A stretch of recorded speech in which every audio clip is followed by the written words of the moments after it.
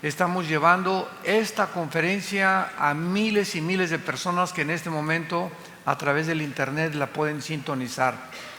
Estamos hablando acerca de todas estas profecías que ayer compartimos. Una de ellas ayer fue si Estados Unidos se encuentra en la Biblia. Y si Estados Unidos no se encuentra en la Biblia, ¿qué va a suceder con esta nación? ¿Por qué no se encuentra en la Biblia? ¿Y cuáles son las naciones que bíblicamente van a protagonizar el final antes de que Jesucristo venga? Ya ven, todos ustedes que no vienen a las conferencias se pierden de toda esta riqueza que se encuentra en la Biblia y de saber que nos encontramos realmente en los últimos tiempos, para que podamos velar y orar y no nos sorprenda como un ladrón el día que Jesús venga por nosotros. Muy bien, bueno, pues quiero compartir en esta mañana la conferencia titulada Los ángeles y la Biblia. Vamos a hablar acerca de los ángeles. No cabe duda que el mundo está cada día más interesado en investigar el ocultismo, la brujería, la astrología, el esoterismo, el famoso fenómeno ovni, la psicología, la cienciología, la clarividencia, y reconociendo con todas estas áreas de la investigación que no se pueden calificar como científicas, sino como paranormales, porque trascienden la investigación tanto intelectual como científica, nos damos cuenta, ¿verdad?, de que el mundo presiente, cristianos o no cristianos, que hay manifestaciones invisibles o sobrenaturales fuera de nuestros 5 sentidos. Este es el problema, como decía Alberto Einstein, que fue un científico matemático del siglo pasado, que un científico que no cree en Dios es un científico limitado. ¿Por qué? Porque un científico ateo simplemente apela a lo que se conoce, ¿verdad?, como que yo no creo lo que no veo, lo que no oigo, lo que no huelo, lo que no siento, lo que no palpo.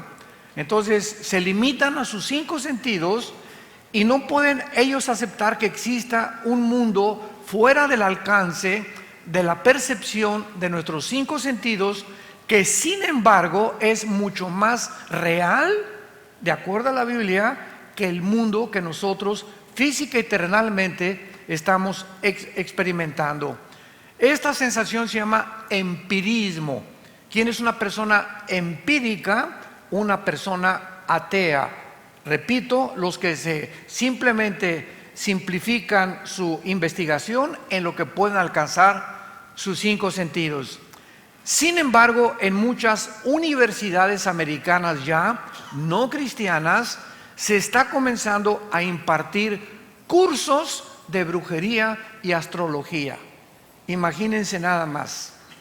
Y esta dimensión prácticamente desconocida e inexplorada por la mente humana, la Biblia nos revela claramente que existen entidades espirituales, seres espirituales que trascienden el mundo físico y perceptivo por los 5 sentidos y que son de diferentes clasificaciones, de diferentes rangos, y la Biblia le llama de diferentes maneras.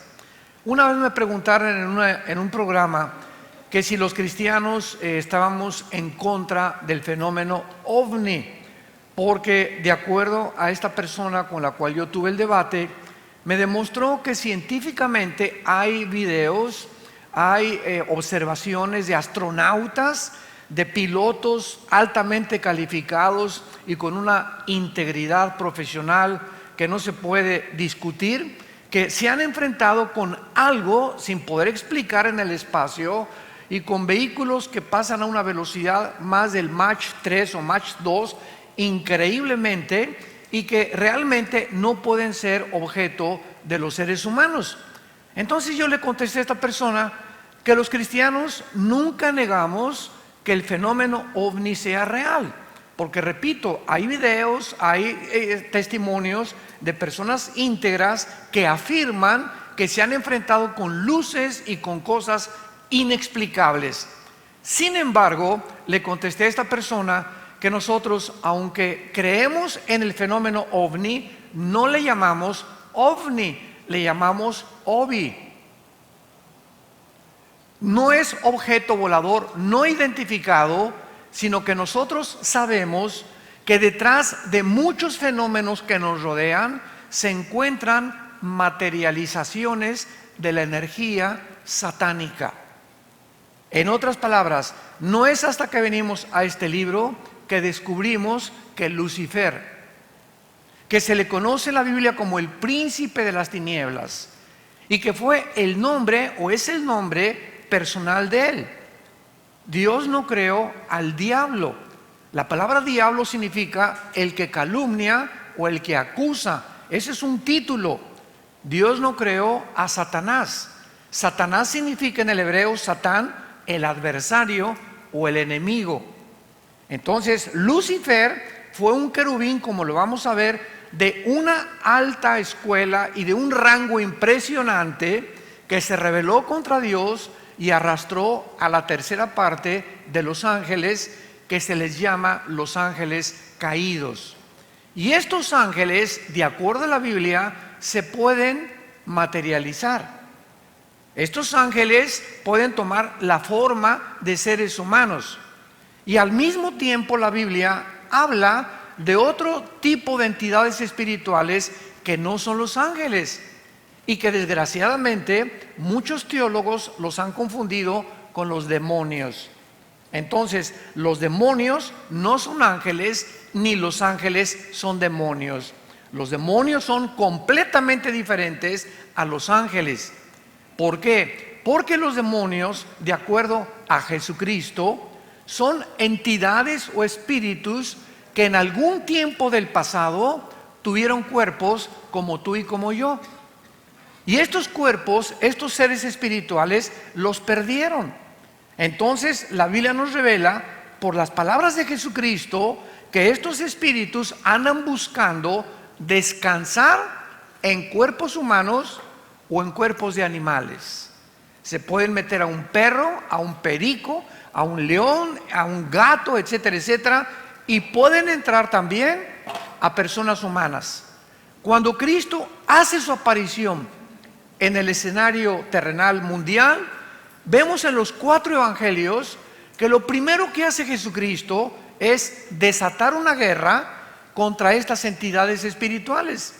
Y Cristo se pasó casi una tercera parte de su ministerio echándolos fuera de los seres humanos. Y vemos nosotros que estos demonios, a través, como en el Gadareno, hablaban y pueden tomar las cuerdas vocales de una persona, pueden tomar los nervios ópticos de una persona, pueden invadir las neuronas del cerebro, desconectarte alambres en los neuronas del cerebro para producirte fenómenos o problemas que los psicólogos les llaman alteraciones mentales, como la esquizofrenia, la paranoia, la sociopatía, la psicosis, y cosas que el mundo científico le tiene que poner algún nombre: desórdenes múltiples de la personalidad. Y cuando vemos una persona que no actúa normalmente, pues los psicólogos y los psiquiatras no tienen ninguna terapia más que darle chochos, pastillas tranquilizantes, Equanil, Valium, Prozac, porque se están enfrentando con algo que trasciende la mente y que solo la Biblia nos lo puede explicar. Muy bien, vamos pues a hablar claramente acerca de estas entidades que nos rodean, y vamos a contestar preguntas como: ¿cómo son? ¿Qué aspecto tienen? ¿Qué influencia ejercen sobre los seres humanos? ¿Cuál es la misión de ellos? ¿Cómo distinguir entre los ángeles buenos y entre los ángeles malos y los demonios? Y a través de este estudio vamos a responder estas preguntas, porque los ángeles son mencionados en la Biblia, si lo quieres apuntar, 273 veces. 273 veces se mencionan los ángeles en la Biblia, 108 veces en el Antiguo Testamento y 165 veces en el Nuevo Testamento. Ahora vamos a comenzar a definir los términos para que podamos entender lo que la Biblia dice. La palabra ángel viene del hebreo malak, con K de kilo al final, malak, y en el griego es la palabra angelus. Tanto en el hebreo como en el griego significa un mensajero, nada más. Mensajero, es lo que significa la palabra ángel. Muy bien. Sin embargo, aparte de los ángeles, que son los mensajeros, o sea, son seres espirituales que Dios manda desde el cielo a la tierra. Y estos ángeles traen un mensaje para el bien o para el mal, como lo vamos a ver detalladamente más adelante. Pero la Biblia menciona a otra clase de seres que no son ángeles y les llama querubines. A otros les llama serafines, y los querubines y los serafines no son ángeles. Su misma etimología y la raíz de su palabra nos muestra que son de diferente misión o tienen un propósito diferente a los ángeles. Esto es muy importante porque los serafines y los querubines no bajan a la tierra. Ellos están en el tercer cielo y en el segundo cielo. Los ángeles sí bajan a la tierra y sí se pueden materializar y pueden influenciar a los seres humanos. No así los querubines ni los serafines. Veamos dos pasajes en la Biblia para que podamos entender en primer lugar, Efesios capítulo 6, versículo 12, que estas entidades espirituales invisibles al ojo humano están perfectamente organizados. Tienen una organización impresionante. Hagan de cuenta que es un ejército con un general, un coronel y soldados rasos. Por ejemplo, en Efesios 6, versículo 12, dice la Biblia: no tenemos lucha contra carne y sangre. El apóstol Pablo es muy claro. Tu guerra no es contra tu suegra. Tu pleito no es contra tus enemigos que quieren hacerte un daño. El problema de nosotros no es contra los comunistas, ni contra cualquier otra ideología que atente a atacar la Biblia, ni tampoco con los ateos. No veamos, en otras palabras, como nuestros enemigos a los seres humanos, sino a los que se encuentran detrás de ellos, para que no pierdas la guerra espiritual. Entonces vemos que detrás de los seres humanos, detrás de revoluciones, detrás de gobernantes, detrás de dictadores, detrás de personas que hacen el mal a la sociedad, al matrimonio, a la familia, que atacan la Biblia o que atacan el cristianismo, no son los seres humanos, sino se encuentran espíritus influenciándolos, dirigiéndolos, ejerciendo sobre ellos, sin que ellos sepan ni se den cuenta, el odio a las cosas de Dios o a las cosas divinas. Quiero explicarlo rápidamente. ¿Nunca se han preguntado ustedes por qué entre los famosos cantantes de rock, llámese Lady Gaga o Madonna o Marilyn Manson, por qué todos estos cantantes, los Rolling Stones, AC/DC, todos estos, los Doors que ya murieron intoxicados y a través de muchas drogas, por qué todos estos grupos siempre usan el 666? ¿Por qué siempre su ataque es contra la Biblia y contra Jesús? ¿Por qué Lady Gaga se revuelca en los escenarios y se pinta de sangre y comienza a insultar a Jesucristo? ¿Por qué no a Mahoma? ¿Por qué no a Buda? ¿Por qué no a Mahatma Gandhi? ¿Por qué no a Zoroastro? ¿Por qué tiene que ser la persona de Jesús? ¿Por qué Marilyn Manson agarra la Biblia en sus conciertos y comienza a arrancar y escupir sangre, y agarra un pollo y lo comienza a morder y le echa la sangre a la Biblia? ¿Por qué no ataca el Corán? ¿Por qué no ataca el Veda de los persas? ¿Por qué no ataca el Tripitaka de Buda? ¿Por qué tiene que ser la Biblia y la persona de Jesús el objeto del odio de los grupos satánicos? Háganse esa pregunta. Y esto no es coincidencia. ¿Por qué el 6-6? ¿Por qué no el 5-5? ¿Por qué no el 4-4? ¿Por qué no el 3-3? ¿Por qué tienes que ser los números que representan a las entidades de Satanás? Aquí no hay ningún accidente. Esto no es coincidencia. Esto es real absolutamente. Y nos damos cuenta que nuestra lucha no es contra ellos, sino con los que se encuentran detrás de ellos, porque estas criaturas pueden entrar dentro de un ser humano y controlar su mente. Y el propósito de estas criaturas espirituales es volverte loco, es desviarte de la razón, es crear una mente anormal, es darte 2 o 3 personalidades. La Biblia le llama múltiples desórdenes de la personalidad. Oiga, pues don Pancho en la mañana en la casa, dice doña Chole, está contento en su casa, en el trabajo es otra persona don Pancho y en la iglesia tiene cara de San Clodomiro. 3 personalidades distintas. Con sus amigos es diferente, con la familia es diferente y en la iglesia es diferente. Se llaman múltiples desórdenes de la personalidad. Cuando una persona no es de una sola pieza, con sus amigos, con su familia, con sus hijos, en su trabajo o en la iglesia, es una persona que tiene 2 o 3 máscaras. Esta palabra se llama en el griego hipocresía, de Hipócrates, que es actuar, o son los artistas que salen de un escenario de teatro, son hipócritas porque están representando papeles que no son ellos.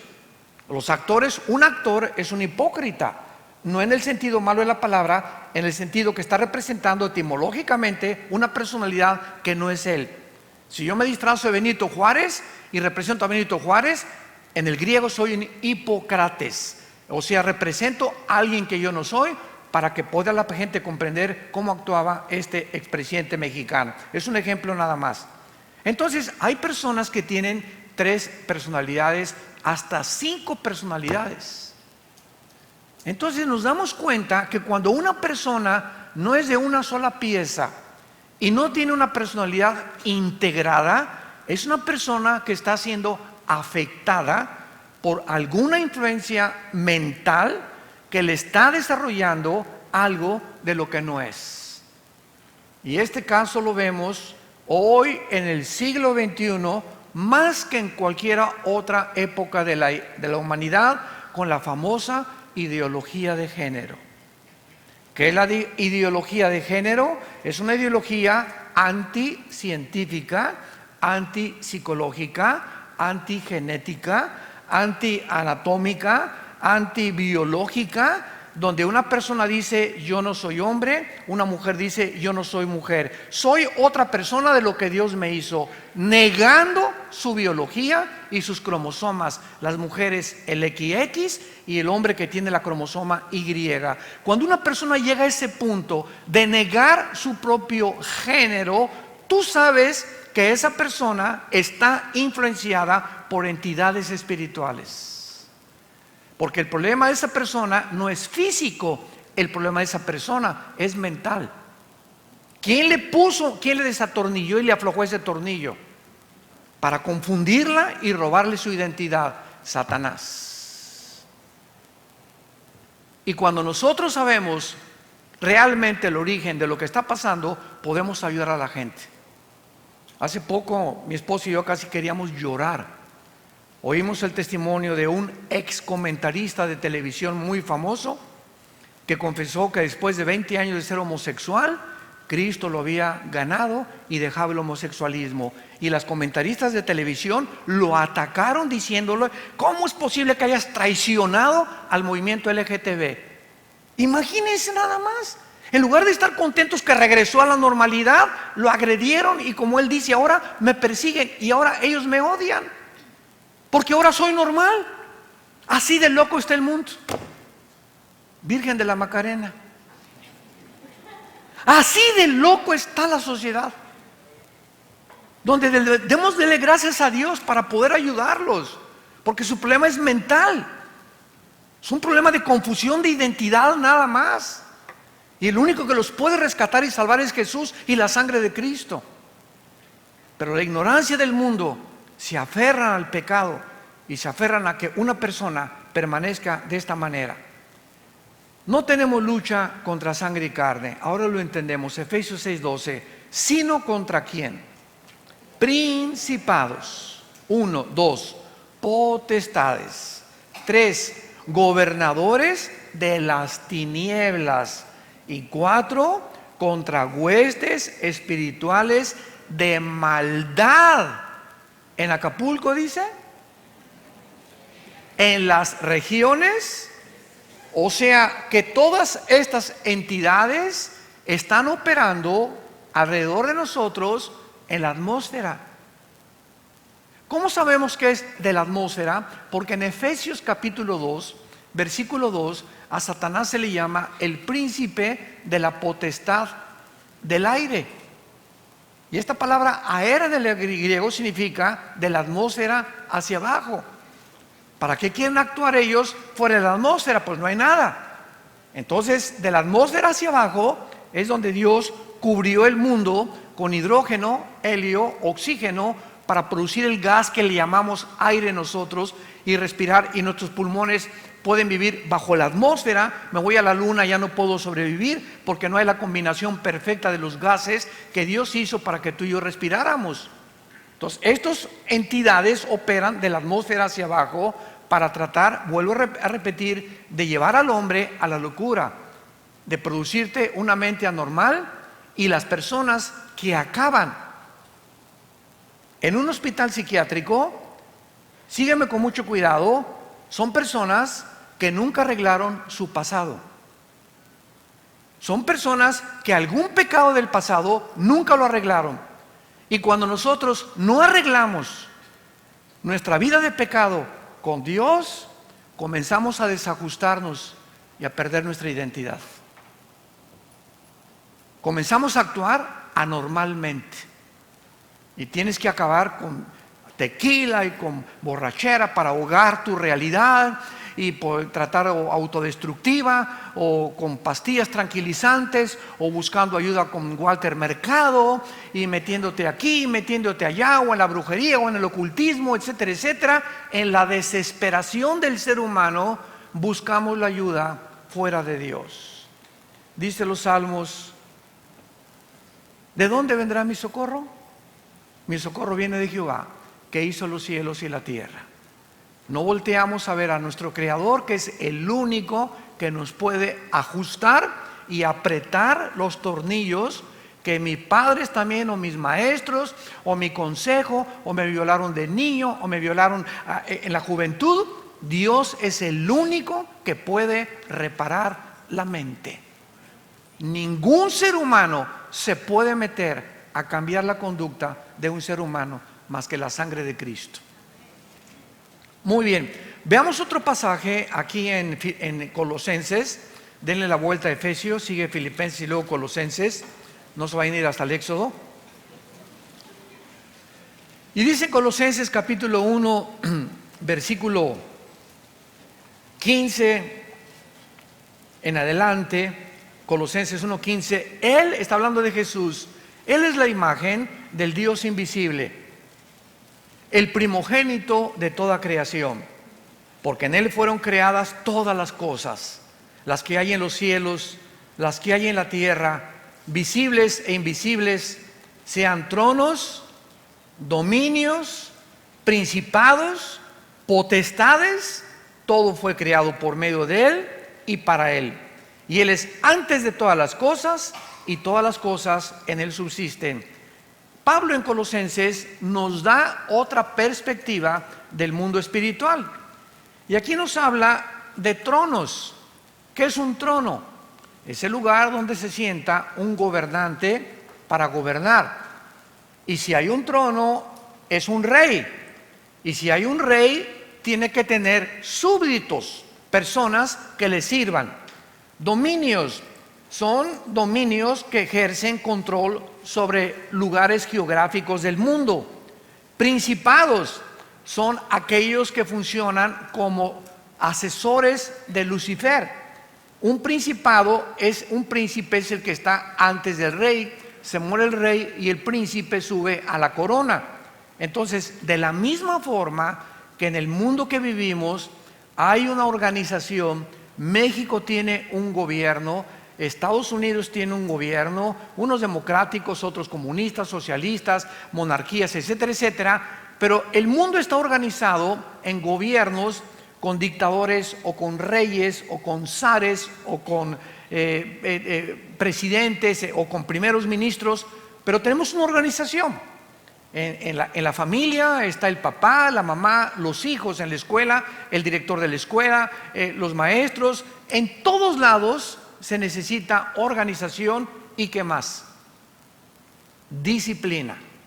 Porque si no hay disciplina, jamás puede haber orden. Y cuando no hay orden, hay anarquía. Entonces, estas entidades espirituales, vemos nosotros que están organizados como los que están controlando el mundo entero. Primera de Juan 5:19, el Satanás gobierna el mundo entero. El mundo entero está bajo el maligno. Ahorita lo vamos a explicar. En otras palabras, la influencia de Lucifer en el mundo entero tiene como objetivo principal destruir la familia. El matrimonio, damas y caballeros, es la institución más santa y más sagrada que existe en la Biblia. El matrimonio fue la primera institución que Dios estableció antes de los gobiernos, de las escuelas y de todo lo demás que existe. ¿Por qué? Porque la familia y el matrimonio es la base, es el fundamento de la sociedad. Y cuando la familia comienza a desquebrajarse y cuando se comienza a redefinir qué es un matrimonio, que ya no es entre un hombre y una mujer, es el síntoma más grande de la descomposición social de una sociedad. Es la bandera de alarma y la campana de alarma más grande que comienza a sonar en el mundo entero. El ser humano ha perdido la brújula. ¿Y de dónde viene toda esta influencia? La Biblia nos lo revela, de un mundo espiritual que tienen como propósito robar tu identidad, hacernos perder la brújula y abortar la misión para la cual Dios nos creó. Muy bien, ahora veamos nosotros y examinemos de qué forma tan clara están organizados estas entidades espirituales.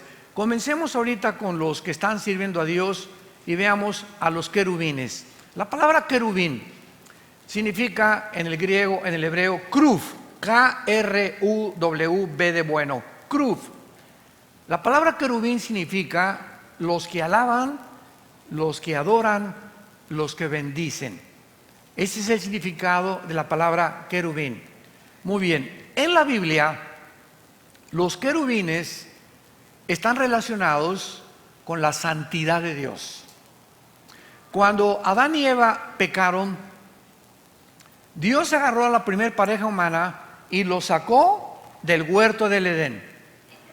Y al sacarlos del huerto del Edén, dice Génesis capítulo 3, Dios puso a la entrada del huerto del Edén un querubín con una espada que significa la justicia. Síganme con mucho cuidado. El querubín representa la santidad de Dios, la espada, la justicia. Así como el símbolo de los abogados es una mujer con los ojos vendados, con una balanza y una espada representando la justicia. El que ejerce la justicia no puede ver si es pobre o es rico, tiene que ejercerla de una forma igualitaria y la balanza tiene que ser con un peso medido. ni un lado ni para otro. Muy bien. Entonces, este querubín representa la justicia y la santidad. ¿Qué significaba esto? Que el ser humano, al ser sacado fuera de la presencia de Dios, no podía regresar otra vez al huerto del Edén sin que antes se cumpliera la justicia y la santidad de Dios. La justicia y la santidad de Dios impedía al ser humano regresar a tener comunión otra vez con su Creador. Pero como Dios es un Dios de misericordia y de gracia, Él proveyó el medio, sabiendo que en nosotros no hay ninguna santidad y que si algo somos injustos. Envió a su Hijo hace 2000 años a abrir sus manos en una cruz. Y fue su Hijo Jesucristo el que desde que nació hasta que murió crucificado, que cumplió toda la justicia de Dios, todos los 10 mandamientos. Ningún ser humano, ni los papas, ni los cardenales, ni Abraham, ni Salomón, ni David, ni Pablo, ni Pedro, ni Mateo, nadie jamás en la historia de la humanidad ha cumplido los 10 mandamientos, más que Jesucristo. Entonces, los 10 mandamientos nos impedían, porque hasta que no los cumpliéramos, no nos podíamos acercar a Dios otra vez. Entonces viene Jesucristo y cumple todo lo que la ley mandaba en este libro, al pie de la letra. Y en ese momento, el justo, que es Jesucristo, si tú crees en Él, este es el mensaje glorioso, las buenas noticias del Evangelio, que si tú crees en lo que Él hizo en tu lugar en la cruz y reconoces que tú nunca vas a poder cumplir la ley de Dios, siempre la vamos a regar, siempre vamos a ser pecadores, pero como Él fue el que agradó a Dios, Él nos da su justicia, nos viste con su justicia y ahora somos justos por la fe en Él, aunque no lo seamos experimentalmente. Déjenme explicarles algo. Me voy a desabrochar aquí mi de esta para explicarles lo siguiente. Ahorita me la vuelvo a abrochar. Traigo camiseta abajo, así que no se espanten. Muy bien. En el Antiguo Testamento, el pecado quedaba simplemente cubierto por los sacrificios de los animales. Una persona llegaba y ofrecía un sacrificio. Los pobres, como la Virgen María y José, ofrecieron un palomino. José y María eran tan pobres cuando nació Jesús que solamente tuvieron para ofrecer un palomino y un ave. Muy bien, otros, los ricos, ofrecían un borrego, etcétera, etcétera. Y al ofrecer el sacrificio eran cubiertos sus pecados, nada más. Pero cuando Jesús viene a la cruz del Calvario, no solamente nos cubre los pecados, sino que Jesús con su sangre nos los borra. Y ahora nos presentamos delante de Dios. Señor, ten misericordia de mí, no porque yo lo merezca, no porque yo sea digno. Señor, tú me ves sin mancha y sin arruga delante de tus ojos, aunque yo tenga manchas. Pero por lo que tu Hijo hizo, tú me aceptas como tu Hijo y me perdonas y puedo tener comunión contigo en el nombre de Jesús.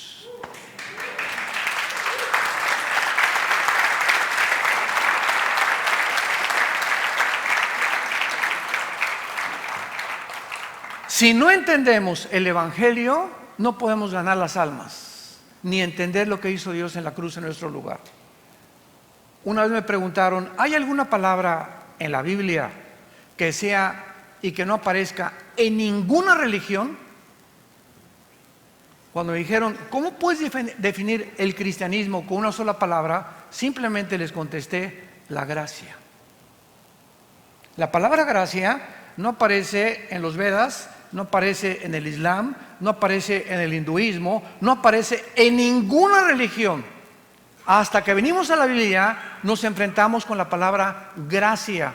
Y desgraciadamente, muchos cristianos aún no la han acabado de entender. Que significa perdón sin merecerlo o el favor de Dios sin que nos lo ganemos. ni yéndonos de rodillas a la villa, ni dando un seminario a los viejitos, ni regalando un asilo a los niños huérfanos. No hay nada que podamos hacer para obtener el favor con Dios. Jesús lo hizo todo. Las religiones es el hombre haciendo algo para Dios. El cristianismo nos dice: no tienes que hacer nada, yo lo hice todo en la cruz. Solo cree, porque por la fe somos salvos por la gracia de Dios. Cuando tú entiendes eso, nos humilla y vivimos humillados durante toda nuestra vida, sabiendo que lo que somos actualmente lo somos por lo que hizo alguien en esa cruz en nuestro lugar. Y eso nos mantiene humildes delante de Dios. Bueno, entonces los querubines significan y representan la santidad. También se acuerdan en el arca, en el arca que estaba dentro del lugar santísimo, había 2 querubines que labraron mirando con las alas tapados hacia el lugar donde la sangre, el sumo sacerdote la vertía. ¿Por qué, verdad? Miraban hacia el propiciatorio donde la sangre era derramada, o sea, miraban hacia la cruz. Fue en la cruz donde finalmente esa sangre nos hizo perfectos delante del Padre. Entonces los querubines son representados en la Biblia como la santidad y la justicia de Dios. Veamos ahora los serafines. ¿Quiénes son los serafines? La palabra sarap en el hebreo, con PH al final, sarap, con S de Samuel, significa los que arden, ardientes, los que queman, los que consumen con fuego. Eso es lo que significa la palabra serafín. Y aparecen solo una vez en la Biblia, en Isaías 6 del 1 al 3, con 6 alas cada uno diciendo: santo, santo, santo es el Señor. Los serafines, vuelvo a repetir, son criaturas que solamente fueron creadas no para bajar a la tierra, no para ir a otras galaxias, solamente están alrededor del trono del Creador del universo, adorándolo día y noche, y diciendo y recordando que el carácter de esta criatura, que es Dios, es santidad. Santo, santo, santo es el Señor. Tenemos en tercer lugar a Miguel. ¿Quién es Miguel? La palabra Miguel significa, si tú te llamas Miguel, significa ¿quién como Dios? Asústame. No te vayas a creer tanto, Bueno, este prefijo, ¿verdad? Arc significa el primero en un orden. Arc, el primero. Ángel mensajero. ¿Quién es Miguel? El arcángel, el primero de los ángeles. Se le llama o el comandante o el general de los ángeles. Es bajo el control de cual todos los millones de ángeles que se quedaron con Dios lo están sirviendo. Veamos rápidamente dónde aparece en la Biblia Miguel. Esto es muy importante. Primero en el libro de Daniel. En el libro de Daniel capítulo 12, vemos nosotros que Daniel lo hace aparecer el Espíritu Santo en la tribulación, en los años que vienen en el futuro, donde el anticristo se levantará como gobernante de Europa y del Medio Oriente. Dice en Daniel 12: en aquel tiempo se levantará Miguel, el gran príncipe que está de parte de los hijos de tu pueblo. ¿Quiénes son los hijos de tu pueblo? Aquí el ángel está hablando a Daniel y es el pueblo de Israel.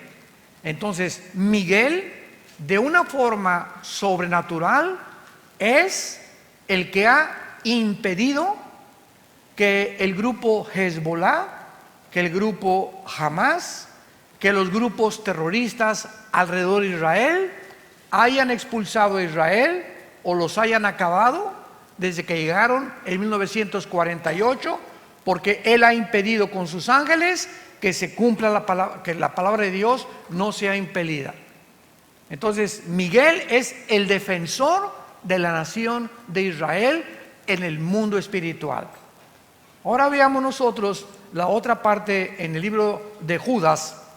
Judas está antes de Apocalipsis. es de un solo capítulo, el libro de Judas, que se vuelve a retratar a Miguel.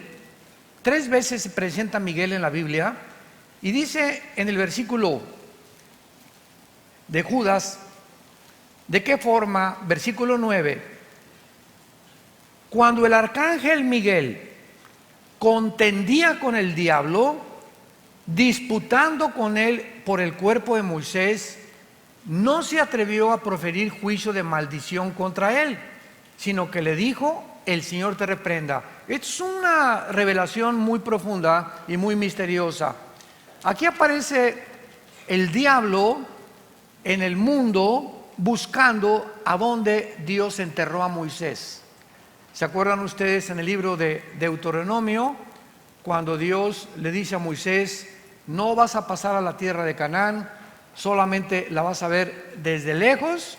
Y dice la Biblia que cuando murió Moisés, nadie lo enterró más que Dios. Esto es interesante a la luz del descubrimiento del ADN.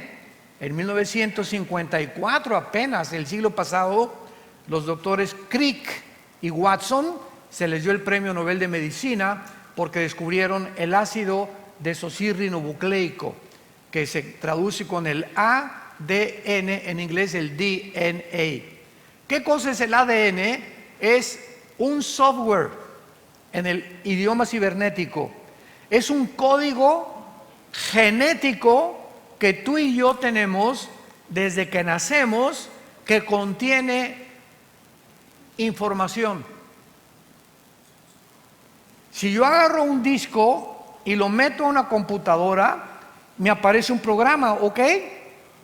¿Qué probabilidades hay de que yo al meter el disco diga: este programa se hizo con las arenas del desierto a través de 30 millones de años? ¿Puede la naturaleza producir algo inteligente y ponerlo en orden como un disco con un programa, como un software? Imposible, ¿verdad? Bueno, ¿quién puso esa información dentro de nuestras células? Tenemos billones de células en el cuerpo. ¿Quién metió esa información dentro de nosotros? Cuando el ADN se descubre en 1954, el 62% de los científicos ateos le dijeron adiós, bye bye, a la teoría de la evolución, demostrando genéticamente que la famosa teoría de la evolución, que se sigue enseñando en las universidades y en las preparatorias y en el mundo entero, es completamente antibiológica, antigenética, antifísica. Simplemente la segunda ley de la termodinámica contradice la teoría de la evolución. La biología por los aminoácidos impide la evolución, y la genética demuestra que el ADN de un perro nunca será el de un gato, el de un hipopótamo, el de una jirafa, ni el de un elefante, de un dinosaurio. Entonces vemos que Dios está comenzando a darnos mucho más luz para quitar los obstáculos y humillar a todas esas personas que durante tanto tiempo, ¿verdad? Soy ateo. Pues sí, por la gracia de Dios.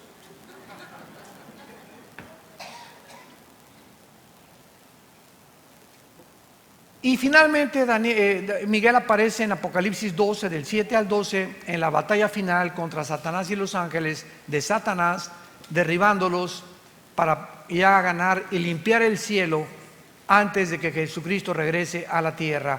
Veamos en cuarto lugar a Gabriel. El ángel Gabriel es un ángel, no es querubín, no es serafín. El ángel Gabriel es el único correo de Dios. Es un ángel especialísimo de Dios. Y el ángel Gabriel es el ángel a quien Dios ha enviado desde hace más de 30 siglos al mundo a traer mensajes de Dios al planeta Tierra. La palabra Gabriel significa, si te llamas Gabriel, significa poderoso o el poderoso, y aparece 4 veces en la Biblia.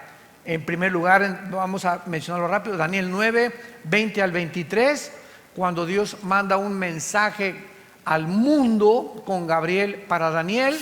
Se le oponen los principados satánicos y finalmente Gabriel le da la revelación en el capítulo 9 a Daniel del futuro de la nación de Israel. Después, veamos rápidamente, esto sí es muy bello y muy importante, en Lucas capítulo 1, versículo 26 en adelante, Gabriel es enviado a la Virgen María, a la mamá de nuestro Mesías y Salvador, anunciándole a María el nacimiento del Hijo de Dios. Dice Lucas 1, versículo 26, al sexto mes, el ángel Gabriel. Ahí está Gabriel otra vez. Fue enviado por Dios, enviado significa mensajero, a una ciudad de Galilea llamada Nazaret, a una virgen desposada con un varón que se llamaba José, de la casa de David, y el nombre de la virgen era María. Pero Gabriel también, antes de aparecérsele a María para decirle que iba a quedar embarazada, no de José, sino que Jesús iba a entrar al mundo, el Hijo de Dios, no como tú y yo hemos entrado al mundo con una mamá a través del papá, sino que el esperma Y, que es el que nos da el género de masculino, de macho camacho, ¿verdad? Lo iba a poner Dios. Entonces Cristo no podía nacer en el mundo como tú y como yo, porque hubiera heredado el pecado, porque todos nacemos infectados. Dice el Salmo 51, en pecado fui concebido por mi madre. Hemos heredado una maldad dentro de nosotros, que es lo que nos hace autodestructivos. Una vez le pregunté a una persona, oye, ¿por qué fumas? Ya las cajetillas de cigarro dicen, este producto es nocivo para la salud. ¿Qué no sabes? Le dije que el cigarro te amuela las encías de los dientes, la laringe, el esófago, la tráquea, los alvéolos pulmonares. Sí, me dice esta persona. Entonces, ¿por qué lo haces? Porque me gusta. ¿Por qué te emborrachas? ¿Que no sabes que el alcohol te destruye el hígado, el páncreas, la vesícula biliar, etcétera, etcétera? Pues te convierte, le abres la puerta al monstruo que traemos todos cuando estás alcoholizado y te conviertes en una persona que no eres. Puedes hasta llegar a matar a alguien cuando estás borracho, etcétera, etcétera. ¿Por qué somos autodestructivos sabiendo que es malo lo que estamos haciendo? ¿Por qué lo hacemos? ¿Qué acaso no es la razón la que nos guía? No, damas y caballeros. La Biblia demuestra que el hombre no es guiado por la razón, el hombre es guiado por sus pasiones. Las pasiones son más fuertes que lo que la razón te dice. La razón me dice, estoy mal, esto es dañino para mi salud, no puedo tomar Coca-Cola porque trae 230 miligramos de azúcar, y cuando tomas una Coca-Cola se te va todo el azúcar a los riñones. ¿Cuántos días crees que va tus riñones a sacar el azúcar para que tú puedas funcionar normalmente? Tendrías que correr 50 kilómetros al otro día, o tomar 5 baños de vapor, o por lo menos durante un mes hacer penitencia. ¿Y por qué lo haces? Porque es adictiva la Coca-Cola y tiene sustancias que te producen algo para que tú te la tomes. Y el azúcar destruye todo el sistema inmunológico del ser humano. ¿Por qué, sabiendo que las grasas, el azúcar, el colesterol son malos, por qué seguimos, perdón la expresión, tragándonos? ¿Por qué? ¿Por qué lo hacemos? ¿Por qué seguimos atentando contra nosotros mismos? Va contra la razón esto. Somos seres racionales, pensantes. ¿Por qué hacemos las cosas que sabemos que nos van a hacer mal? Porque nos gana la pasión. ¿Por qué sabes que si te vas con una mujer que no es tu esposa, el que comete adulterio es falto de entendimiento? Corrompe su carácter la persona que se va con una mujer que no es su esposa, o con un hombre que no es su esposo. ¿Por qué lo hacen? ¿Por qué no sabes que vas a arruinar tu familia por 45 minutos de placer o media hora de placer, que te aventes de la lámpara con el salto del tigre vestido de Tarzán?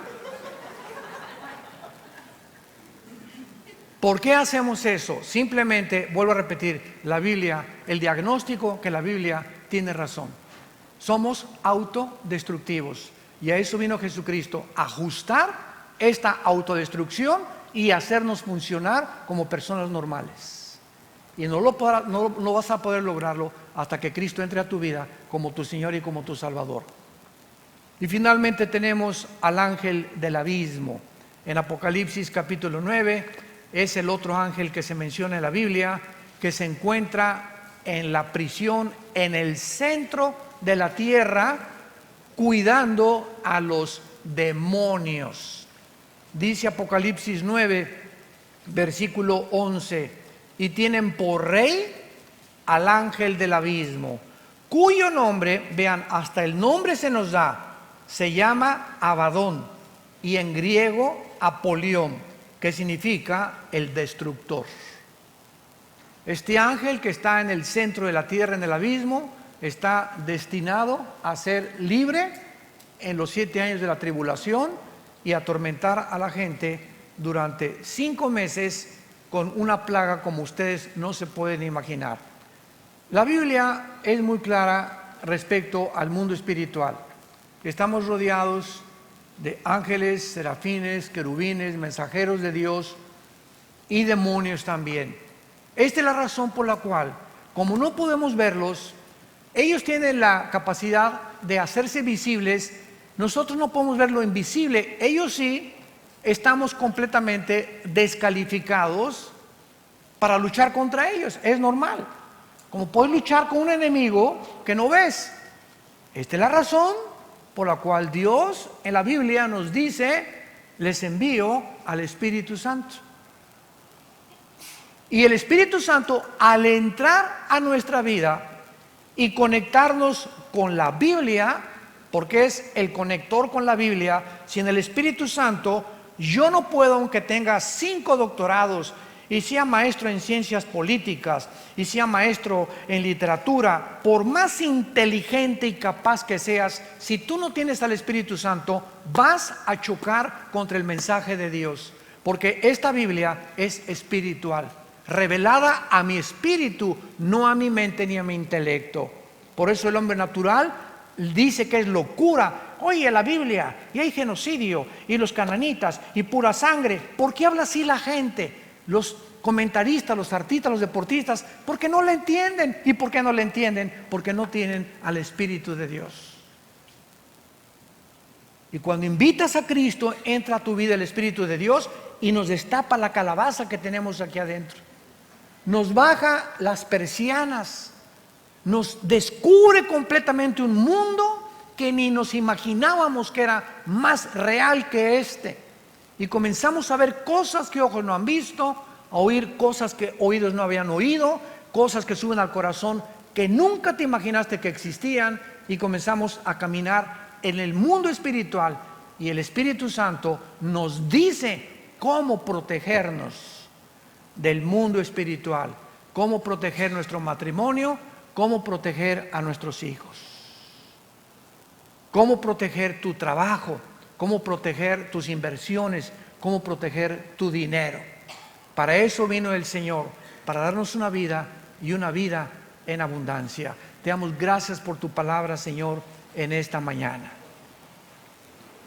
Gracias por haber enviado a tu Hijo a este mundo a dar su vida en una cruz en nuestro lugar, y porque Él quitó la muerte, sacó a luz la vida y la inmortalidad por medio del Evangelio. La gracia nos fue manifestada con su aparición en el mundo, y ahora, como hijos obedientes, tú nos mandas que ya no nos conformemos a los deseos que antes teníamos cuando vivíamos en la ignorancia del mundo espiritual, sino como aquel que nos llamó es santo, seamos santos en toda nuestra manera de vivir, recordando que la sangre de Cristo nos ha lavado, y nuestra salvación no fue con oro ni con plata, sino con la vida preciosa, la sangre incorruptible del Hijo de Dios. Ustedes que nos ven ahora a través y nos escuchan a través de los medios de comunicación, yo te invito, y los que estamos aquí presentes, a que vengas a la cruz. No te invito a que vengas a ninguna religión. Porque el cristianismo no es una religión, más de las miles que existen. El cristianismo es una relación personal, viva, dinámica, orgánica con alguien que vive, que se llama Jesús. Él fue muerto, crucificado y enterrado, y resucitado a los 3 días. Es el mensaje del Evangelio de la gracia de Dios. Y que Él te ama porque aun siendo pecadores, Él dio su vida en nuestro lugar. Y la Biblia dice que si tus pecados en este momento fueron tan negros como el carbón, y tú me puedas decir: yo he matado a 30 personas, he abortado 10 veces, me he divorciado 10 veces, no importa lo que tú hayas hecho en tu vida pasada, la sangre de Cristo nos limpia de toda maldad. Qué mensaje tan glorioso y de esperanza nos ha dejado Dios en la Biblia, que nos acepta no porque nadie lo merezca, sino por lo que su Hijo hizo en nuestro lugar en una cruz. ¿Qué tengo que hacer?, me preguntarás, para recibir esta salvación que no merezco. Arrepiéntete de tus pecados. Reconoce que tu vida es de pecado delante de Dios, que no puedes seguir haciendo lo que estás haciendo, y que creas, simplemente cree con todo tu corazón que en esa cruz Él murió por ti y por mí, y que su sangre en este momento, en este instante hermoso, precioso y significativo, tiene el poder de lavarte completamente de todas tus maldades, de todo tu pasado. Y Él tiene el poder de hacerte una nueva criatura, para que saliendo hoy de esta reunión comiences a descubrir que vas a vivir una vida nueva, una vida de propósito, una vida de paz, de significado, y que el día que tú mueras vas a morir en paz, porque tus pecados han sido perdonados y nos espera la eternidad al lado del Rey, de nuestro Señor Jesucristo, en quien oramos y en que damos las gracias. Amén. Gracias a Dios por este libro. Gracias a Dios por la palabra de Dios.